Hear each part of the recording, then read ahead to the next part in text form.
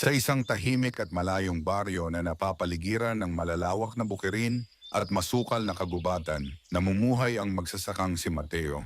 Siya ay kilala sa kanilang lugar bilang isang masipag, tahimik, at may pusong handang tumulong sa kapwa. Araw-araw bago pa sumikat ang araw, gumigising na siya upang asikasuhin ang kanyang maliit na lupang sinasaka. Ang lupaing iyon ang tanging pinagmumulan ng kanyang ikinabubuhay. Sa kabila ng kanyang kasipagan, hindi ganoon kadali ang buhay ni Mateo. Madalas ay kulang ang ani at kung minsan pa nga'y halos wala siyang maipakain sa kanyang sarili. Gayunpaman, hindi siya nawawala ng pag-asa. Naniniwala siya na darating din ang araw na gagaan ang kanyang kalagayan. Isang hapon habang papauwi na siya mula sa bukid, napansin niyang tila mas madilim kaysa karaniwan ang kagubatang kanyang dinaraanan. Ang mga punong dati tila payapa ay nagmistulang mabigat at nakakatakot. Ngunit dahil sanay na siya sa rutang iyon, ipinagpatuloy niya ang kanyang paglalakad. Habang siya ay papalalim sa gubat, may narinig siyang mahinang ungol. Sa unay inisip niyang baka ito'y hangin lamang o isang hayop na nasugatan. Ngunit nang muli niya itong marinig, malinaw na ito'y tila isang nilalang na humihingi ng tulong. Hindi agad lumapit si Mateo. Pinagmasdan muna niya ang paligid. Tahimik ang kagubatan, ngunit may kakaibang pakiramdam na tila may nagmamasid sa kanya. Sa kabila ng kanyang pag-aalinlangan, nanaig ang kanyang kabutihang loob. Dahan-dahan siyang lumapit sa pinanggagalingan ng ungol. Sa ilalim ng isang napakalaking punong kahoy na nabuwal, may nakita siyang kakaibang nilalang.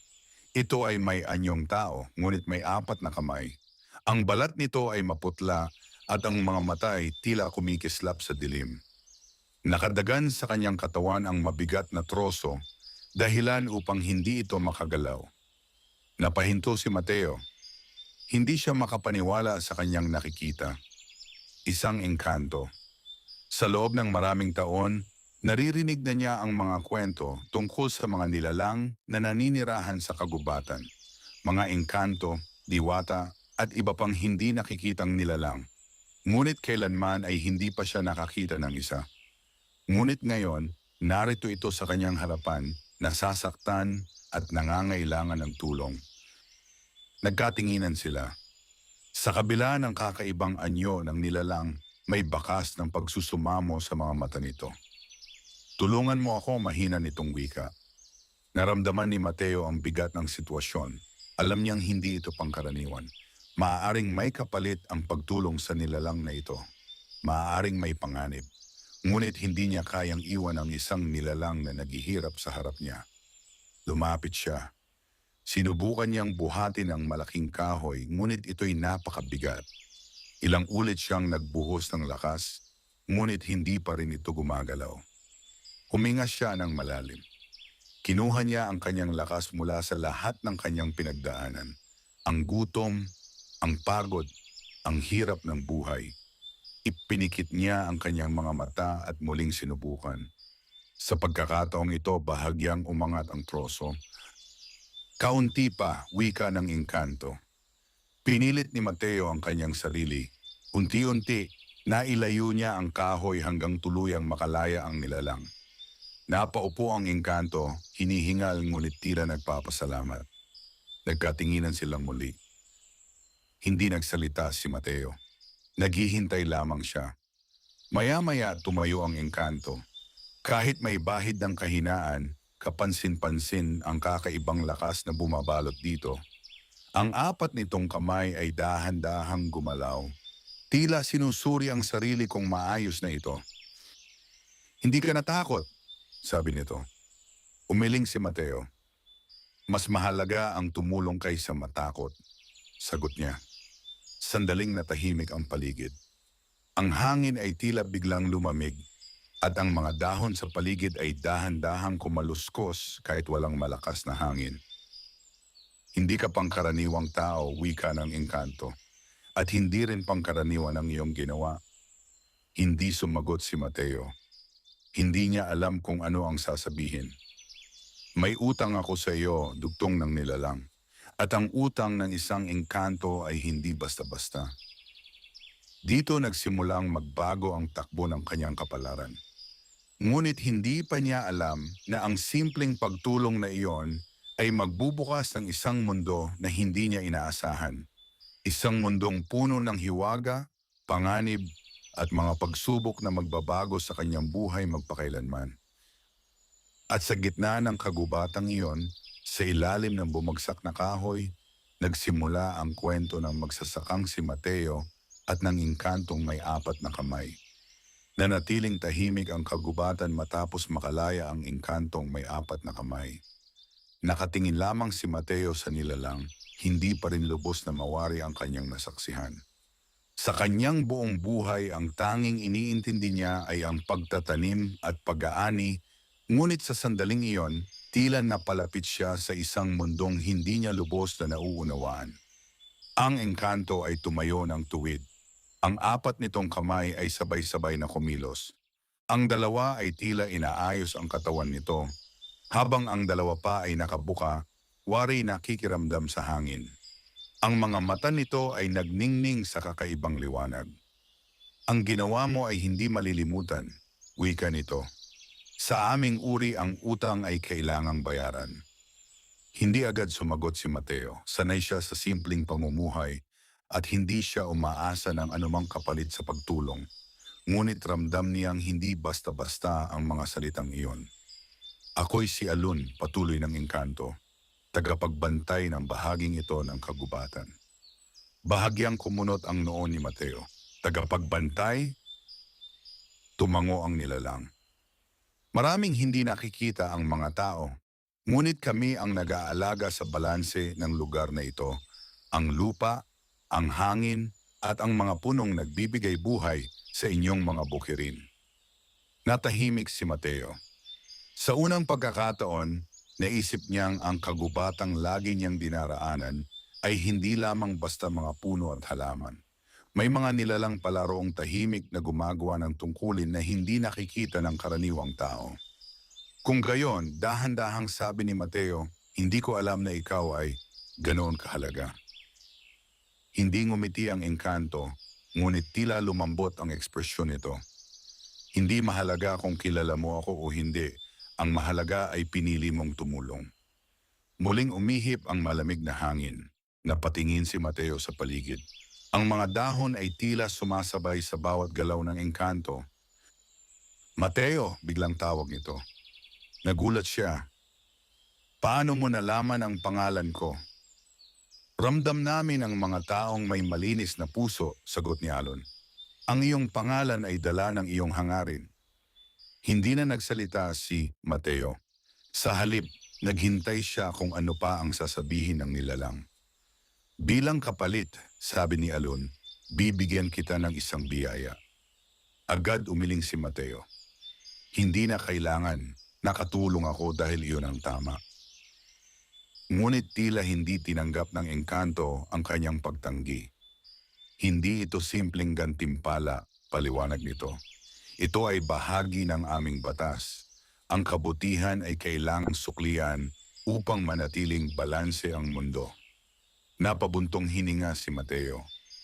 Hindi niya lubos maintindihan, ngunit naramdaman niyang hindi niya dapat tanggihan. Ano ang ibig mong ibigay? Tanong niya. Ibinuka ng engkanto ang isa nitong kamay. Unti-unting nagliwanag ang hangin sa paligid nito hanggang sa may lumitaw na isang maliit na butil na kumikislap. Isang binhi, sabi ni Alon. Ngunit hindi ito karaniwang binhi. Maingat na inabot ni Mateo ang bagay. Ramdam niya ang kakaibang init mula rito.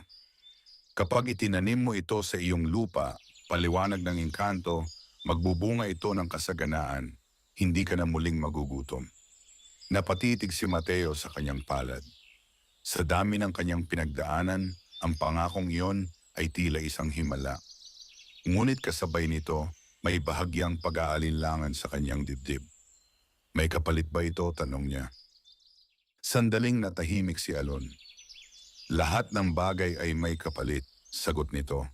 Ngunit ang kapalit ay hindi palaging kapahamakan. Minsan, ito ay isang pagsubok. Napaisip si Mateo. Hindi siya natakot, Ngunit naramdaman niyang ang desisyong gagawin niya ay may malaking epekto sa kanyang buhay. Kung itatanim ko ito, sabi niya, ano ang mangyayari? Makikita mo, sagot ng engkanto, at kapag dumating ang oras, babalik ako upang hingin ang nararapat. Hindi na nagtanong pa si Mateo. Sa halip, marahan niyang inilagay ang binhi sa kanyang bulsa. Salamat, sabi niya. Tumango ang engkanto. At salamat din sa iyo, tugon nito. Unti-unting naglaho ang liwanag sa paligid. Ang hangin ay bumalik sa dati nitong katahimikan. At sa isang iglap, nawala ang engkanto na parang hindi ito kailanman naroon. Naiwang mag-isa si Mateo sa gitna ng kagubatan. Ngunit hindi na siya katulad ng dati. Sa kanyang bulsa, dala niya ang isang bagay na maaaring magbago sa kanyang kapalaran. Habang siya ay naglalakad pa uwi, mas mabigat ang kanyang mga hakbang, hindi dahil sa pagod, kundi dahil sa iniisip. Sa kanyang isipan, paulit-ulit na umukilkil ang mga salita ng engkanto. Isang binhi, isang biyaya, at isang kapalit na hindi pa niya lubos na nauunawaan. Pagdating niya sa kanyang maliit na kubo, agad niyang kinuha ang binhi. Pinagmasdan niya ito sa ilalim ng mahinang liwanag ng lampara. Ito'y patuloy na kumikislap. Parang buhay. Sa gabing iyon, hindi agad nakatulog si Mateo. And sa unang pagkakataon sa matagal na panahon, ang kanyang isip ay puno ng tanong kaysa pagod. Sa labas ng kanyang kubo, ang hangin ay muling humaplos sa mga puno. And sa alaliman ng kagubatan, may mga matang nagmamasid, naghihintay. Dahil ang simpleng pagtulong ay nagsimula na ng isang kwento na hindi na maaaring balikan. And ang binhing nasa kanyang kamay ay simula pa lamang ng mas malalim na hiwaga. Maagang nagising si Mateo kinabukasan, ngunit kakaiba ang pakiramdam na bumungad sa kanya. Hindi tulad ng mga nakaraang araw na agad siyang bumabangon upang magtrabaho, ngayon ay tila may bigat ang bawat galaw niya. Hindi iyon pagod, kundi pag-aalinlangan. Tahimik niyang kinuha ang maliit na binhing ibinigay ng engkanto. Nasa ibabaw ito ng kanyang lumang mesa, patuloy na kumikislap sa mahinang liwanag ng umaga. Sa bawat sandaling tinititigan niya ito, mas lalo niyang nararamdaman na hindi ito isang karaniwang bagay. Lumabas siya ng kubo, dala ang binhi. Ang kanyang bukirin ay tila hindi nagbago. Ang lupa ay tuyo sa ilang bahagi. At ang mga pananim ay hindi ganoon kasigla. Ito ang karaniwang tanawin na kinagisnan niya. Ngunit sa araw na iyon, tila iba ang tingin niya rito. Napabuntong hininga siya. Kung totoo ang sinabi ng engkanto, maaaring magbago ang lahat. Ngunit kung hindi, baka lalo lamang siyang mapahama. Naglakad siya papunta sa gitna ng kanyang lupain. Ang bahagi kung saan pinakamadalas niyang subukang magtanim, ngunit palaging kulang ang ani. Doon siya huminto. Pinagmasdan niya ang lupa. Dito, mahina niyang sabi sa sarili. Lumuhod siya at dahan-dahang hinukay ang lupa gamit ang kanyang mga kamay. Hindi siya gumamit ng kasangkapan. Pakiramdam niya ay mas nararapat na direkta niyang maramdaman ang lupa. Ilang sandali pa, gumawa siya ng maliit na hukay. Kinuha niya ang binhi. Saglit siyang nag-atubili. Sa kanyang isipan, bumalik ang mga salita ni Alun, ang pangakong kasaganaan at ang paalala tungkol sa kapalit. Ngunit sa huli, ibinasok niya ang binhi sa lupa. Tinabunan niya ito ng maingat. Pagkatapos ay tumayo siya. Wala namang nangyari. Tahimik ang paligid. Walang liwanag, walang kakaibang tunog, walang palatandaan na may nagbago. Napangiti ng bahagya si Mateo. Siguro kailangan lang ng panahon, sabi niya sa sarili. Ipinagpatuloy niya ang kanyang gawain sa bukid. Sinubukan niyang kalimutan ang tungkol sa binhi, ngunit paminsan-minsan ay napapatingin siya sa lugar kung saan niya ito itinanim. Lumipas ang maghapon. Nang sumapit ang dapit hapon, naghanda na siyang umuwi. Pagod ang kanyang katawan, ngunit may kakaibang kaba sa kanyang dibdib. Bago siya tuluyang umalis, muli siyang lumapit sa lugar. At doon niya ito nakita. Ang lupang kanyang tinamnan ay bahagyang nakaangat, tila may tumutulak mula sa ilalim. Paatras siya, hindi pa man siya nakakagalaw, unti-unting bumuka ang lupa. Mula rito sumibol ang isang maliit na halaman. Ngunit hindi ito tulad ng karaniwang tanim. Ang mga dahon nito ay may bahagyang liwanag at ang tangkay ay tila kumikislap sa bawat galaw ng hangin. Hindi na kailangang maghintay ng mga araw o linggo. Sa loob lamang ng ilang sandali, lumaki ang halaman hanggang sa ito'y maging isang puno. Napanganga si Mateo. Hindi siya makapaniwala sa kanyang nasasaksihan. Ang puno ay hindi rin pangkaraniwan. Ang mga sanga nito ay maayos na nakapulupot at ang mga dahon ay tila may sariling buhay. Ngunit ang pinaka nakakapagtaka ay ang mga bunga. Ang mga bunga ay tila ginto. Kumikinang ang mga ito sa huling sinag ng araw. Dahan-dahang lumapit si Mateo. Inabot niya ang isa sa mga bunga. Mainit ito sa kanyang palad, ngunit hindi nakapapasoin. Kasaganaan, bulong niya. Ngunit sa sandaling iyon may naramdaman siyang kakaiba. Ang hangin ay biglang tumahimik. Ang paligid ay tila huminto. Mula sa likod ng puno may marahang tinig na umalingaw-ngaw. Hindi lahat ng kumikinang ay biyaya. Napalingon si Mateo. Ngunit wala siyang nakitang tao. Muling nagsalita ang tinig. Ang iyong tinanim ay buhay, at ang bawat buhay ay may hinihinging kapalit. Nanlalamig ang kanyang pakiramdam. Alun, tawag niya. Walang sumagot. Tanging ang puno lamang ang naroon, matayog, maliwanag, at puno ng mga gintong bunga. Dahan-dahan niyang ibinaba ang hawak niyang prutas. Sa unang pagkakataon mula nang itanim niya ang binhi, naramdaman niya ang takot. Hindi dahil sa engkanto, kundi dahil sa kung ano ang maaaring mangyari sa susunod. Unti-unting dumilim ang langit. Sa pagdating ng gabi, ang puno ay patuloy na nagliliwanag sa gitna ng kanyang bukirin. Isang liwanag na hindi niya alam kung magdadala ng pag-asa o kapahamakan. Magdamag na hindi nakatulog si Mateo. Sa tuwing ipipikit niya ang kanyang mga mata, bumabalik sa kanyang isipan ang larawan ng punong may gintong bunga. Ang liwanag nito ay tila tumagos kahit sa dilim ng kanyang kubo, na para bang patuloy itong nagpapaalala na may nabago na sa kanyang buhay. Bago pa sumikat ang araw, agad siyang bumangon. Hindi na niya hinintay ang karaniwang oras ng kanyang pagtatrabaho. May kaba at pananabik na nagtutulak sa kanya na muling makita ang punong tumubo sa kanyang bukirin. Paglabas niya ng kubo, agad niyang nasilayan ang kakaibang tanawin. Sa gitna ng kanyang lupain, ang puno ay naroon pa rin, mas maliwanag kaysa noong gabi. Ang mga dahon nito ay kumikislap sa liwanag ng umaga, at ang mga bunga ay tila mas naging makintab, na para bang lalo itong huminog sa loob lamang ng ilang oras. Dahan-dahan siyang lumapit. Sa bawat hakbang, mas lumalakas ang tibok ng kanyang puso. Hindi niya alam kung ano ang aasahan. Pagdating niya sa puno, sandali siyang tumigil. Pinagmasdan niya ang mga bunga. Hindi ito tulad ng karaniwang prutas na kanyang nakikita. Ang balat nito ay tila yari sa pinong ginto, ngunit may lambot na nagpapahiwatig na ito'y buhay.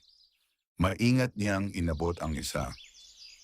Sa pagkakataong ito, hindi na siya nagatubili. Pinigtas niya ito mula sa sanga.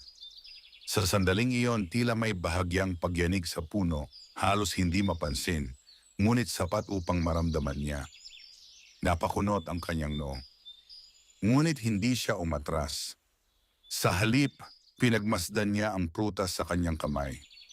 Kung ito'y tunay na biyaya, maaaring magbago ang kanyang buhay.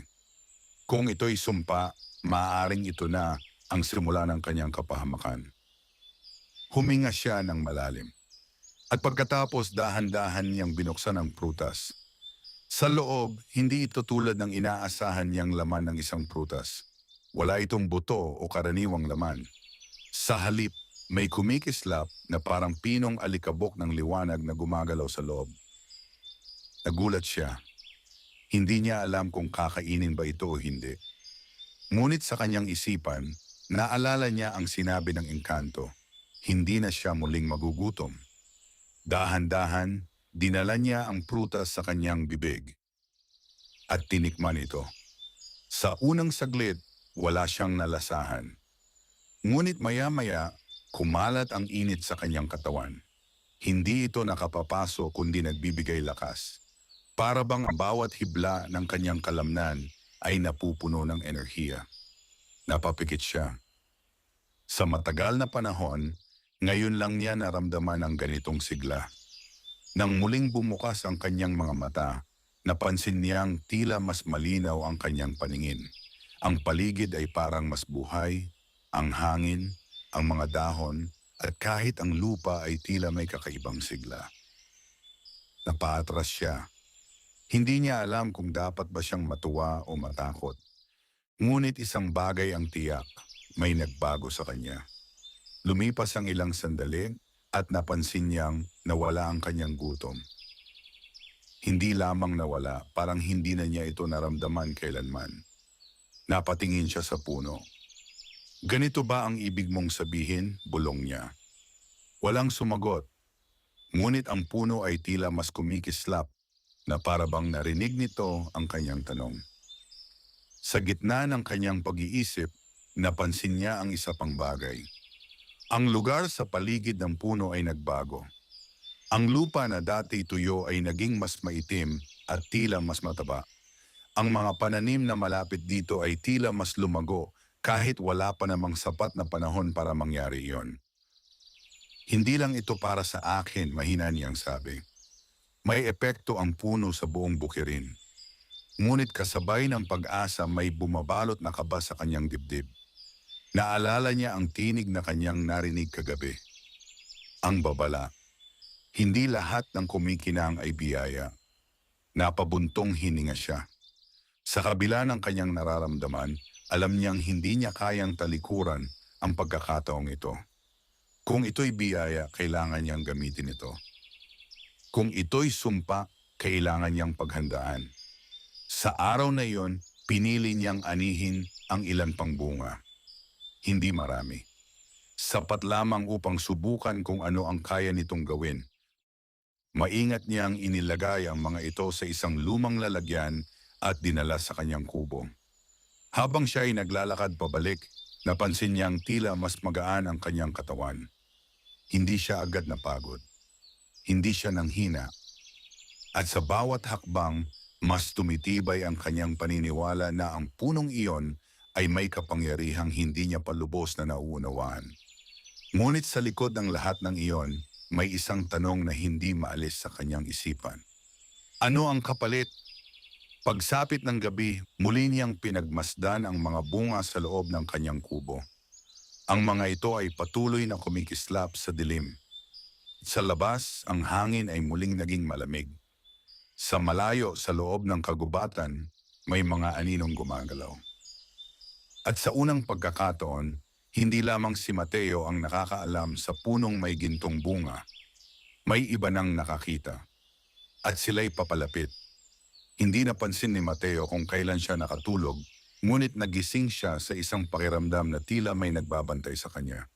Hindi iyon karaniwang kaba. Ito ay isang tahimik ngunit mabigat na presensya na parang bumabalot sa kanyang kubo. Dahan-dahan siyang bumangon. Tahimik ang paligid, ngunit hindi payapa. Kinuha niya ang isa sa mga gintong bunga at hinawakan ito ng mahigpit na para bang nagbibigay ito sa kanya ng lakas ng loob. Lumapit siya sa bintana at sumilip sa labas. Madilim ang gabi. Ngunit sa gitna ng kanyang bukirin, ang puno ay nagliliwanag, mas maliwanag kaysa dati. At doon niya sila nakita. Mga anino. Hindi malinaw ang kanilang anyo, ngunit kapansin-pansin ang kanilang galaw. Hindi sila tulad ng karaniwang tao o hayop. Ang kanilang mga kilos ay tila masyadong maingat, parang ayaw nilang mahalata. Napalunok si Mateo. Hindi siya nagkamali. may iba nang nakakaalam. Dahan-dahan niyang ibinaba ang hawak niyang bunga, hindi niya alam kung ano ang gagawin. Hindi niya kayang harapin ang mga nilalang na iyon, lalo na't hindi niya alam kung ano sila. Ngunit hindi rin niya kayang pabayaan ang punong nagbibigay sa kanya ng pag-asa. Tumabas siya ng kubo. Sa bawat hakbang ramdam niya ang malamig na hangin na tila sumasalubong sa kanya. Habang papalapit siya sa puno, mas lumilinaw ang mga anyo ng mga nagmamasid. Sila ay hindi tao. Ang ilan sa kanila ay may mahahabang braso na halos sumayad sa lupa. Ang iba naman ay tila walang mukha, puro anino lamang. May ilan ding may mga matang kumikislap sa dilim. Huminto si Mateo. Hindi siya lumapit pa. Sa halip, tumayo siya sa pagitan ng kanyang kubo at ng puno. Lumabas kayo, malakas niyang sabi, kahit nanginginig ang kanyang tinig. Saglit na natahimik ang paligid. Pagkatapos, unti-unting lumabas ang isa sa mga anino. Ito ay mas malinaw kaysa sa iba. May anyong halos tao, ngunit ang balat nito ay tila usok, at ang mga mata ay nagliliyab sa mahinang liwanag. Hindi ito sa iyo, sabi ng nilalang. Nanigas si Mateo. Lupa ko ito, sagot niya. At kung ano ang nandito akin. Umalingaw-ngaw ang mahinang halakhak mula sa iba pang mga anino. Hindi mo nauunawaan, sagot ng nilalang. Ang punong iyan ay hindi lamang isang halaman, iyan ay pintuan. Napakunot ang noo ni Mateo. Pintuan? Sa pagitan ng inyong mundo at ng amin, paliwanag nito. At ang anumang lumalabas diyan ay may kapalit na hindi kayang bayaran ng isang tulad mo. Naramdaman ni Mateo ang pagbigat ng kanyang dibdib. Naalala niya ang sinabi ni Alon. Lahat ng bagay ay may kapalit. Kung gayon, sabi niya, bakit kayo narito? Sumagot ang isa pang anino mula sa likuran. Dahil ang mga bunga nito ay mahalaga. Hindi lamang sa tao dugtong pa ng isa, kundi sa amin. Napatingin si Mateo sa puno. Sa unang pagkakataon, hindi lamang niya ito nakita bilang biyaya. Ito ay isang bagay na hinahangad din ng iba. At ano ang gusto ninyo? Tanong niya. Lumapit pa ang unang nilalang. Bigyan mo kami ng bunga, sabi nito, at iiwan ka namin. Tahimik si Mateo. Alam niyang delikado ang sitwasyon. Kung tatanggi siya, maaaring may mangyaring masama. Kung papayag siya, maaaring mawala sa kanya ang control sa kung ano ang nangyayari. Ngunit sa kabila ng lahat, may isang bagay siyang pinanghahawakan. Ang punong iyon ay ipinagkatiwala sa kanya. At hindi niya ito basta ibibigay. Umiling siya. Hindi, matatag niyang sagot. Natahimik ang mga anino. Unti-unting nagbago ang hangin. Mas lumamig. Mas mabigat. Kung gayon, dahan-dahang sabi ng nilalang, kukunin namin. Sa isang iglap, gumalaw ang mga anino. Ngunit bago pa sila makalapit, biglang nagliwanag ang puno. Mas maliwanag kaysa dati. Napaatras ang mga nilalang. Mula sa mga sanga, may liwanag na kumalat na parang nagtataboy sa kanila. Hindi pa, bulong ng isa. Hindi pa handa, sagot ng isa pa. Isa-isa silang umatras. Hanggang sa tuluyan silang naglaho sa dilim. Naiwang mag-isa si Mateo sa gitna ng kanyang bukirin. Hinihingal siya. Hindi niya namalayang napahawak siya sa dibdib niya. Ang puso niya ay mabilis ang tibok. Napatingin siya sa puno. Unti-unti, humina ang liwanag nito. Bumalik sa dati. Ngunit ang pakiramdam niya ay hindi na pareho. Hindi na ito simpleng biyaya. Ito ay isang bagay na hinahanap. Isang bagay na pinoprotektahan. And isang bagay na maaaring magdala ng panganib sa kanya. Dahan-dahan siyang napaupo sa lupa.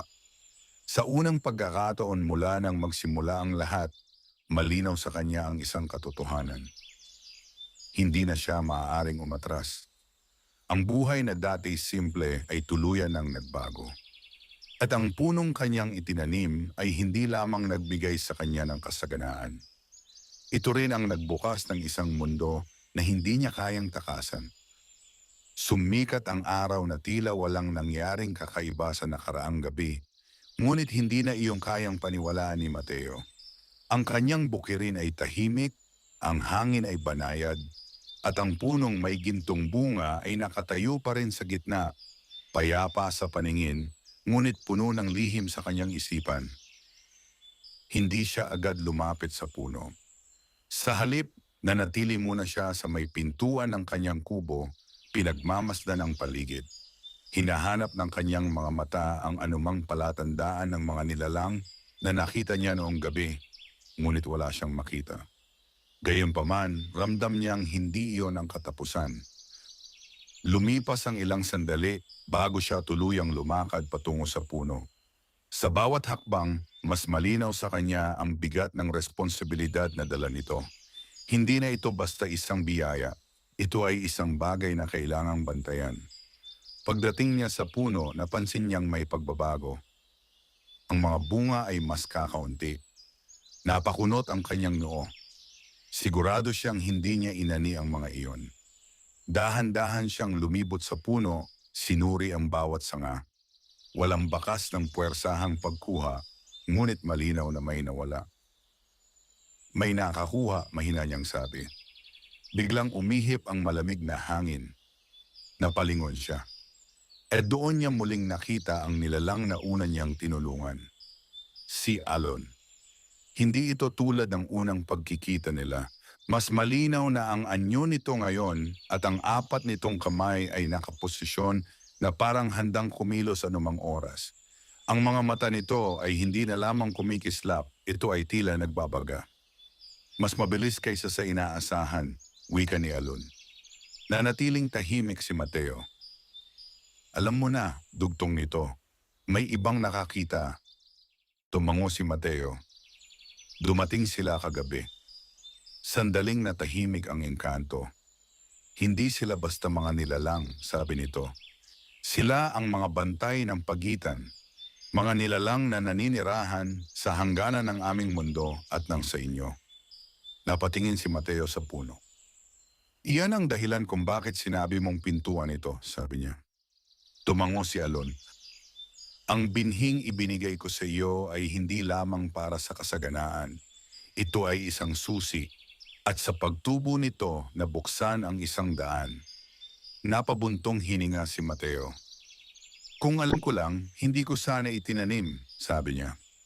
Ngunit agad umiling ang engkanto. Kahit hindi mo itinanim, darating pa rin ang panahong may magbubukas ng daan. Ang kaibahan lamang, ikaw ang piniling magbantay. Natahimik si Mateo. Hindi niya alam kung dapat ba siyang matuwa o mangamba sa sinabi. Bakit ako? Tanong niya. Lumapit si Alon. Dahil pinili mong tumulong ng walang kapalit, sagot nito. Ang ganitong kapangyarihan ay hindi maaaring mapunta sa sino mang may pagnanasa lamang. Napatingin si Mateo sa kanyang mga kamay. Hindi niya kailanman hinangad ang ganitong responsibilidad. May nawawalang bunga, sabi niya.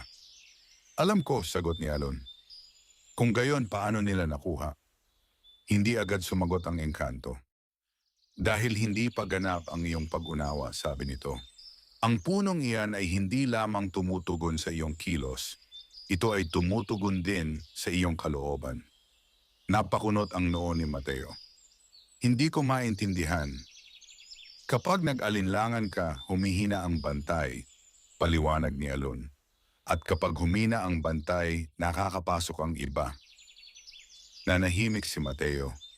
Naalala niya ang takot na naramdaman niya noong gabi. Ang pagdududa, ang pag-aalinlangan. Kung gayon, kasalanan ko, sabi niya. Hindi, sagot ng engkanto. Ito ay bahagi ng pagkatuto. Huminga ng malalim si Mateo. Ano ang dapat kong gawin? Tumayo ng tuwid si Alon. Kailangan mong matutunang kontrolin ang punong iyan, sabi nito. Hindi sa pamamagitan ng lakas, kundi sa pamamagitan ng iyong loob. Turo mo sa akin, agad na sagot ni Mateo. Saglit na tinitigan siya ng engkanto. At kapag natutunan mo, sabi nito, hindi ka na lamang magsasaka. Ikaw ay magiging tagapagbantay. Hindi na umatras si Mateo. Handa ako.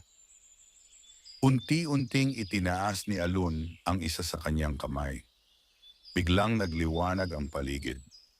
Ang hangin ay tila umikot sa kanilang dalawa at ang mga dahon ng puno ay nagsimulang kumaluskos kahit walang hangin. Isara mo ang iyong mga mata, utos ng engkanto. Sumunod si Mateo.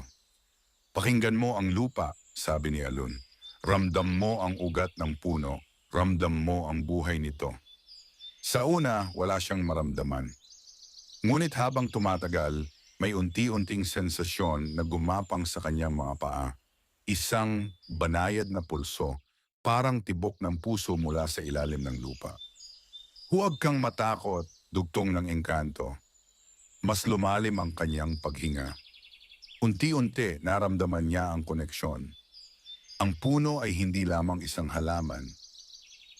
Ito ay buhay. At sa kakaibang paraan, konektado ito sa kanya. Bigla niyang naramdaman ang isang alon ng lakas na dumaloy mula sa lupa papunta sa kanyang katawan. Napabukas ang kanyang mga mata. Ang mundo sa paligid niya ay tila nagbago. Mas malinaw. Mas buhay. Os ngayon, sabi ni Alun, alam mo na. Tumingin si Mateo sa puno. Sa unang pagkakataon, hindi na ito tila banyaga. Ito ay bahagi na niya. Ngunit kasabay ng bagong lakas, may dumating ding bagong takot. Kung kaya niyang kontrolin ang puno, ibig sabihin kaya rin itong kontrolin ng iba kung sila ay matuto. At kung mangyari iyon, hindi lamang ang kanyang buhay ang malalagay sa panganib, kundi ang buong lugar na kanyang tinatawag na tahanan. Sa gitna ng katahimikan, malinaw sa kanya ang isang bagay. Ang laban ay nagsisimula pa lamang. Mula sa araw na iyon, nagbago ang mga kilos ni Mateo. Hindi na lamang siya basta nagsasaka. Sa bawat pagbangon niya, ang unang tinitingnan niya ay ang punong may gintong bunga, hindi bilang pinagkukunan ng ani, kundi bilang isang bagay na kailangang bantayan. Ang mga itinuro ni Alun ay hindi madaling unawain. Hindi ito tulad ng pag-aararo o pagtatanim na natutunan sa pamamagitan ng paulit-ulit na gawain. Ito ay isang uri ng pakiramdam, isang ugnayan na kailangang maramdaman kaysa isipin. Sa mga unang araw, madalas mabigo si Mateo. Pinipikit niya ang kanyang mga mata, sinusubukang damhin ang ugat ng puno, ngunit kadalasan ay wala siyang maramdaman kundi pagod. May mga pagkakataong tila nawawala ang koneksyon at ang puno ay nagiging tahimik, parang ordinaryong halaman lamang. Ngunit hindi siya sumuko. Araw-araw bumabalik siya sa parehong lugar, umuupo siya sa tabi ng puno, inilalagay ang kanyang mga kamay sa lupa at pinipilit na maramdaman ang pulso na itinuro ni Alun. Unti-unti may pagbabago. Sa una, ito'y parang mahinang pintig lamang, halos hindi mapansin. Ngunit habang tumatagal, lumalakas ito. Parang tibok ng puso na sumasabay sa kanyang paghinga. Natutunan niyang sundan ito. At sa tuwing nagagawa niya iyon, napapansin niyang nagbabago ang puno. Ang liwanag nito ay lumalakas. Ang mga dahon ay mas gumagalaw. At ang mga bunga ay tila mas nagiging buhay. Isang hapon, habang nakaupo siya sa tabi ng puno, naramdaman niya ang kakaibang pagyanig sa ilalim ng lupa. Hindi ito tulad ng dati. Mas malakas. Mas mabigat. Kad siyang tumayo. Pinagmasdan niya ang paligid. Tahimik ang hangin, ngunit may kakaibang bigat na tila unti-unting lumalapit. Bigla niyang naalala ang sinabi ni Alun. Ang puno ay isang pintuan. At kapag may pintuan, may mga nais pumasok. Hindi nagtagal, lumitaw ang mga anino. Hindi na sila nagtatago tulad ng dati. Ngayon malinaw na ang kanilang presensya. Mas marami sila. At mas malapit. Huminga ng malalim si Mateo. Hindi siya umatras. Sa halip, tumayo siya sa harap ng puno. Hindi kayo makakalapit, matatag niyang sabi. May isa sa mga nilalang ang humakbang pasulong. Natuto ka na, sabi nito. Ngunit hindi pa sapat. Naramdaman ni Mateo ang bahagyang pag-aalinlangan. Ngunit agad niyang pinigil iyon. Pinikit niya ang kanyang mga mata. Sinundan niya ang pulso ng lupa. Sa una, tila mahirap itong hanapin. Ngunit nang matagpuan niya ito, hindi na niya ito binitawan. Unti-unting kumalat ang pakiramdam sa kanyang buong katawan. Ang kanyang paghinga ay bumagal. Ang kanyang isip ay luminaw. At sa sandaling iyon, naramdaman niya ang puno. Hindi lamang sa tabi niya, kundi sa loob niya. Bigla niyang iminulat ang kanyang mga mata at itinaas ang kanyang kamay. Sa parehong sandali, nagliwanag ang puno. Mas maliwanag kaysa dati. Ang mga ugat nito ay tila gumalaw sa ilalim ng lupa at ang liwanag ay kumalat palabas na parang alon na nagtataboy sa mga anino. Napaatras ang mga nilalang. Ngunit hindi sila tuluyang umatras. Mas malakas na, sabi ng isa. Ngunit hindi pa buo, dugtong ng isa pa. Nanatiling matatag si Mateo. Hindi siya nagsalita. Hindi siya gumalaw. Pinanatili niya ang koneksyon. Ngunit habang tumatagal, naramdaman niya ang pagkapagod. Ang lakas na dumadaloy sa kanya ay hindi madali. Parang unti-unting nauubos ang kanyang sarili. Napangiwi siya. At sa sandaling iyon, bahagyang humina ang liwanag. Gad itong napansin ng mga nilalang. Ngayon, sabi ng isa, sabay-sabay silang sumugod. Nagulat si Mateo. Nawala ang kanyang focus. At sa isang iglap, ang connection ay naputol. Humina ang liwanag ng puno. Napaatras siya. Hindi niya inaasahan ang bilis ng pangyayari. Ngunit bago pa man makalapit ang mga anino, biglang may sumiklab na liwanag mula sa gilid. Napahinto ang mga nilalang. Muling lumitaw si Alon. Mas maliwanag ang anyo nito ngayon at ang apat nitong kamay ay sabay-sabay na kumikilos na parang humahabi ng enerhiya sa hangin. Hindi pa siya handa, malakas nitong sabi. Umatras ang mga anino, ngunit hindi sila tuluyang nawala. Hindi mo siya laging mababantayan, sabi ng isa. Tama, sagot ni Alon. Ngunit sapat na ito para sa ngayon. Unti-unting naglaho ang mga nilalang. Naiwan si Mateo, hinihingal at halos hindi makatayo. Lumapit si Alon. Tumingin ka sa akin, sabi nito. Dahan-dahang itinaas ni Mateo ang kanyang ulo. Hindi sapat ang lakas, dugtong ng engkanto. Kailangan mo ng katatagan. Sinubukan ko, sagot ni Mateo. At nakita ko, sabi ni Alon. Ngunit nakita rin nila ang iyong kahinaan. Napapikit si Mateo. Alam niyang totoo yon. Hindi ito ang huli, patuloy ng engkanto. Babalik sila at sa susunod, hindi ako agad makakarating. Huminga ng malalim si Mateo. Ano ang kailangan kong gawin? Sandaling natahimik si Alon. Harapin mo ang iyong takot, sagot nito. Hindi ang mga nilalang, kundi ang sarili mong pagdududa. Unti-unting tumayo si Mateo. Kahit pagod, pinilit niyang tumuwid. Tuturuan mo pa rin ako? Tanong niya.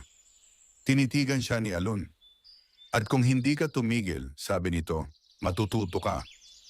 Muling tumingin si Mateo sa puno. Sa kabila ng kanyang pagkabigo, naramdaman niya ang isang bagay na hindi niya inaasahan. Hindi takot, kundi determination. Ang unang pagsubok ay hindi niya naipasa, ngunit hindi pa tapos ang laban. At sa kanyang puso malinaw ang isang bagay. Hindi niya hahayaang maagaw sa kanya ang kanyang sinimulan. Lumipas ang mga araw na tila mas mabagal kaysa dati. Para kay Mateo, bawat oras ay may bigat na hindi niya maipaliwanag. Ang dating simpleng pamumuhay ay napalitan ng isang tungkulin na hindi niya kailanman hiniling, ngunit hindi na rin niya kayang iwasan.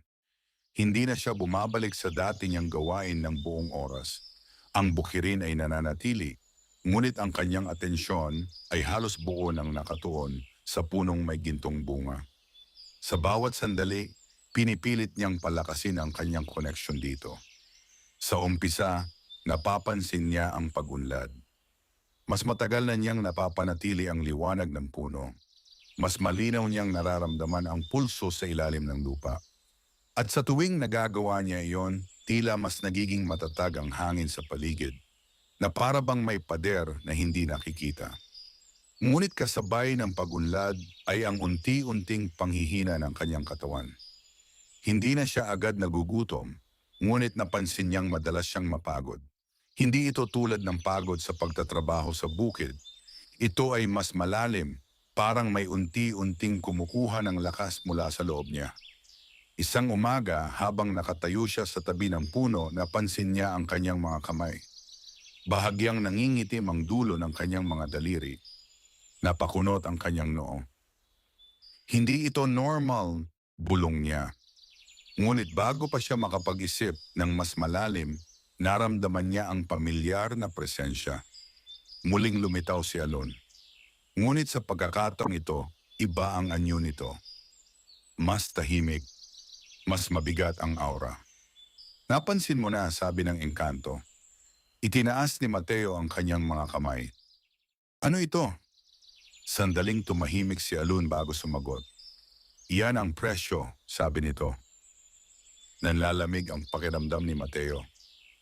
Presyo ng ano? Ang kapangyarihang hawak mo, paliwanag ng engkanto. Ang punong iyan ay hindi lamang nagbibigay, kumukuha rin ito. Napaatras si Mateo. Akala ko, biyaya ito. Biyaya, sagot ni Alon, ngunit hindi libre. Tahimik ang paligid.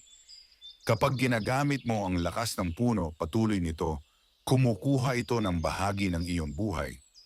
Napatingin si Mateo sa puno.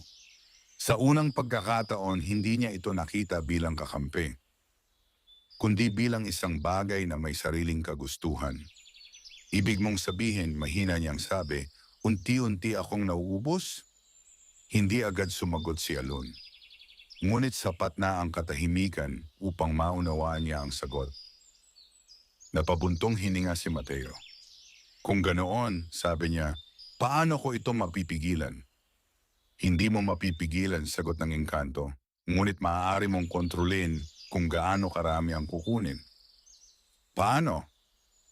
Sa pamamagitan ng balanse, paliwanag nito. Hindi mo kailangang gamitin ang lakas ng puno sa bawat sandali. Piliin mo lamang kung kailan ito kailangan. Napaisip si Mateo. Naalala niya ang laban noong nakaraang gabi. Kung hindi niya ginamit ang kapangyarihan, maaaring nakuha na ng mga nilalang ang puno. Ngunit kung palagi niya itong gagamitin, siya naman ang mauubos. Napapikit siya. Ito ang kapalit, bulong niya. Hindi pa iyon ang pinakamabigat, dagdag ni Alon. Napamulat siya. Ano pa? Tumingin ang engkanto sa puno. Habang lumalakas ang puno, lumalakas din ang pintuan, sabi nito. At habang lumalakas ang pintuan, mas marami ang makakaramdam nito. Naramdaman ni Mateo ang bigat ng mga salitang iyon. Mas marami pang darating, sabi niya. Tumango si Alon. At hindi lahat ay tulad ng mga nakita mo, dagdag nito. May mga mas malakas, mas matalino, mas mapanganib. Tahimik si Mateo. Sa kanyang isipan, unti-unting nabubuo ang kabuuan ng kanyang sitwasyon. Hindi ito matatapos sa simpleng pagbabantay. Ito ay magiging laban. At ako lang ang haharap, tanong niya. Hindi agad sumagot si Alon. Ngunit sa huli, sinabi nito ang katotohanan. Ikaw ang pinili. Huminga ng malalim si Mateo. Sa kabila ng lahat, hindi siya umatras. Kung ito ang kapalit ng kanyang ginawa, ang pagtulong sa isang nilalang, handa niyang harapin ito. Kung ganoon, sabi niya, matututo akong magbantay nang hindi nauubos. Tinitigan siya ni Alon. At iyan ang pinakamahirap, sabi nito. Lumapit si Mateo sa puno. Inilagay niya ang kanyang kamay sa puno, ngunit sa pagkakataong ito, hindi niya agad hinanap ang koneksyon. Sa halip, nakinig siya. Hindi lamang sa pulso ng lupa, kundi sa sarili niyang katawan, sa kanyang paghinga, sa kanyang tibok ng puso. Unti-unti naramdaman niya ang pagkakaiba. Hindi niya kailangang pilitin.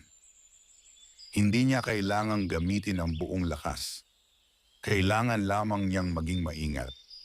At sa sandaling iyon, bahagyang nagliwanag ang puno, hindi malakas, ngunit sapat upang iparamdam ang presensya nito. Napansin niyon ni Alon. Ngayon, sabi nito, nagsisimula ka ng umunawa. Ngunit sa gitna ng katahimikan, may isang bagay na hindi nila napansin. Sa malayo, sa gilid ng kagubatan, may isang nilalang na nakatingin. Hindi ito tulad ng mga anino. Mas malinaw ang anyo nito. Mas matalim ang mga mata. At hindi ito umatras. Sa halip, pinagmasdan nito si Mateo at ang puno. Sa unang pagkakataon, may isang nilalang na hindi natakot sa liwanag. Kundi tila naghihintay lamang ng tamang oras. Sa mga sumunod na araw, mas naging maingat si Mateo sa bawat kilos niya. Hindi na siya basta-basta gumagamit ng lakas na nagmumula sa puno. Natutunan niyang pakinggan ang sarili niyang katawan at unawain kung kailan siya dapat kumilos at kailan siya dapat maghintay. Ngunit kahit anong pag-iingat ang gawin niya, hindi niya maalis ang pakiramdam na may nagmamasid sa kanya. Hindi ito tulad ng mga aninong umatake noon. Mas tahimik, mas matiyaga, at mas mapanganib. Isang dapit hapon, habang papalubog ang araw at ang liwanag ay unti-unting nagiging kahel, naramdaman niya muli ang kakaibang presensya. Hindi ito biglaan kundi dahan-dahang lumalapit. Parang hangin na hindi maramdaman, ngunit alam mong naroon. Hindi siya agad gumalaw. Sa halip, nanatili siyang nakatayo sa tabi ng puno. Pinikit niya ang kanyang mga mata. Sinubukan niyang damhin ang paligid. At doon niya ito naramdaman. Isang presensyang hindi tulad ng iba. Mas malinaw, mas buo. Bigla niyang iminulat ang kanyang mga mata. Sa gilid ng kagubatan, sa pagitan ng mga punong halos hindi na naaabot ng liwanag, may isang nilalang na nakatayo. Hindi ito anino. Ito ay may anyong tao. Ngunit hindi ito tao. Matangkad ito, payat, at ang balat ay tila mapusyaw na parang abo. Ang mga mata nito ay hindi kumikislap, kundi malamig at matalim na para bang sinusuri ang bawat galaw ni Mateo. Hindi ito gumagalaw. Hindi ito lumalapit. Tanging nakatayo lamang. Nagmamasid. Nanlalamig ang pakiramdam ni Mateo ngunit hindi siya umatras. Lumapit ka kung may kailangan ka, malakas niyang sabi. Tahimik ang paligid. Ngunit pagkatapos ng ilang sandali, nagsalita ang nilalang. Hindi ako tulad nila. Mababa ang boses nito, ngunit malinaw. Alam ko, sagot ni Mateo. Dahan-dahang humakbang ang nilalang palabas ng anino. Sa bawat hakbang nito, tila nag-iiba ang hangin sa paligid. Mas mabilis kang natuto kaysa sa inaasahan, sabi nito. Napakunot ang noo ni Mateo. Kilalang kilala mo ako. Hindi ikaw, sagot nito. Ang puno. Napatingin si Mateo sa likod niya. Kung ganoon, ano ang gusto mo? Sandaling natahimik ang nilalang. Pagkatapos, bahagya itong ngumiti, isang ngiting walang init. Hindi ko kukunin, sabi nito. Hindi pa. Mas lalo itong ikinabahala ni Mateo. Kung hindi, bakit ka narito? Lumapit pa ang nilalang. Hindi na ito ganoong kalayo ngayon. At dahil nais kong makita kung gaano kakatagal tatagal, sagot nito. Nanikip ang dibdib ni Mateo. Hindi ito laro, sabi niya. Sa iyo, tugon ng nilalang, hindi. Tahimik ang paligid. Ang puno sa likod ni Mateo ay bahagyang nagliwanag na para bang nararamdaman ang presensya ng bagong nilalang. Napansin niyon ng estranghero. Ah, sabi nito, nararamdaman din ako. Hindi ka dapat narito, matigas na sabi ni Mateo. Wala sa iyo ang magpasya, sagot nito. Sa sandaling iyon, naramdaman ni Mateo ang bahagyang pag-alon ng lakas mula sa lupa. Hindi pa man siya gumagalaw, tila tumutugon na ang puno sa kanyang emosyon. Ngunit pinigil niya ang sarili. Naalala niya ang sinabi ni Alun. Huwag gamitin ang lakas kung hindi kinakailangan. Kung wala kang kukunin, sabi ni Mateo, umalis ka. Sandaling natahimik ang nilalang. Pagkatapos ay tumigil ito sa paglapit. Hindi pa, sabi nito. At kailan? Tanong ni Mateo. Kapag handa ka na, sagot nito. Napakunot ang noo ni Mateo. Para saan? Ngunit hindi na sumagot ang nilalang. Sa isang iglap, tila naglaho ito, parang hangin na nawala sa isang iglap. Naiwan si Mateo sa gitna ng kanyang bukirin. Tahimik. Ngunit mas mabigat ang pakiramdam kaysa dati. Hindi tulad ng mga anino, ang nilalang na iyon ay hindi umatras dahil sa takot. Hindi rin ito umatake. Ito ay nagmasid. Naghintay. Muling napatingin si Mateo sa puno.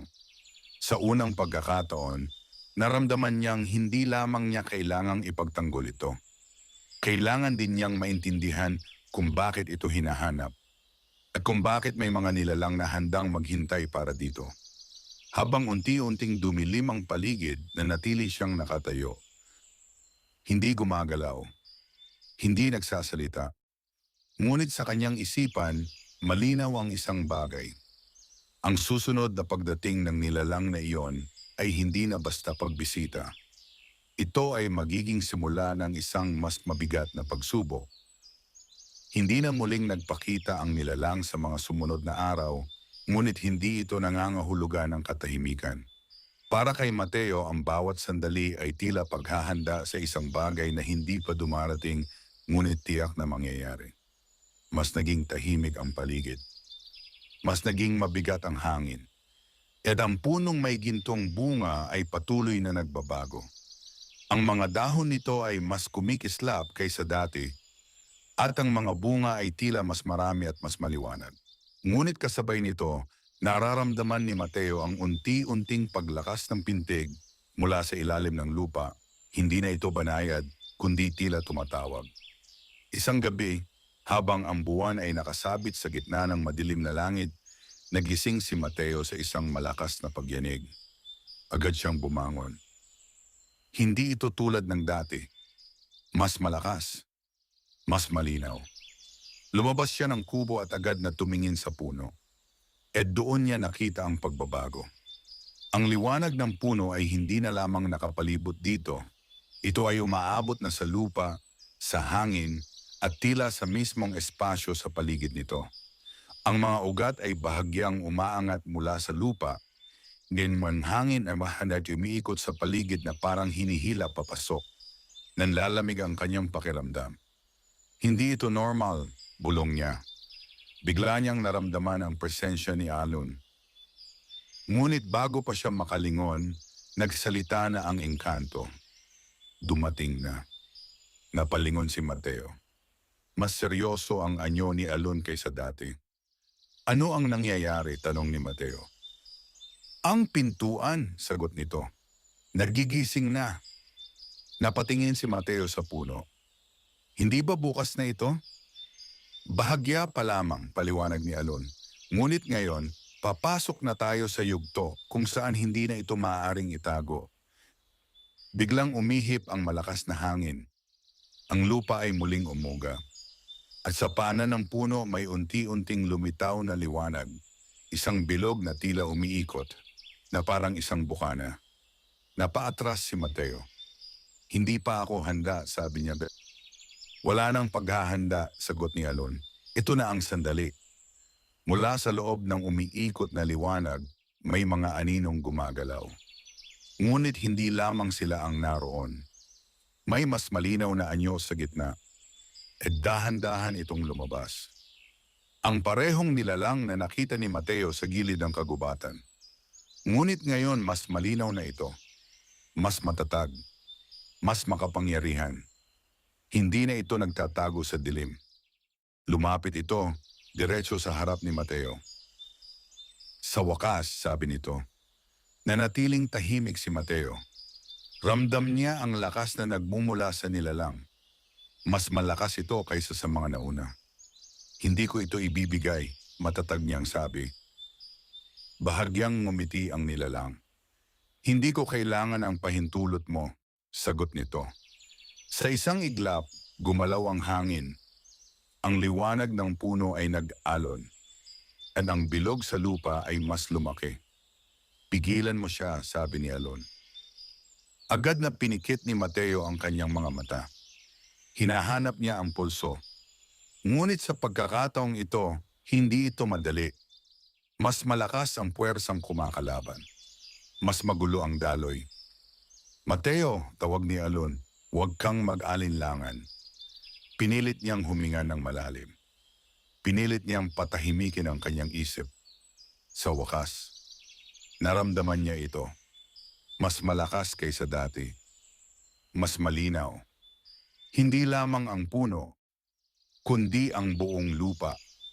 Bigla niyang iminulat ang kanyang mga mata. Itinaas niya ang kanyang kamay. At sa sandaling iyon, sumiklab ang liwanag. Hindi lamang mula sa puno, kundi mula sa kanya. Napaatras ang nilalang. Ngunit hindi ito natalo. Ganyan pala, sabi nito.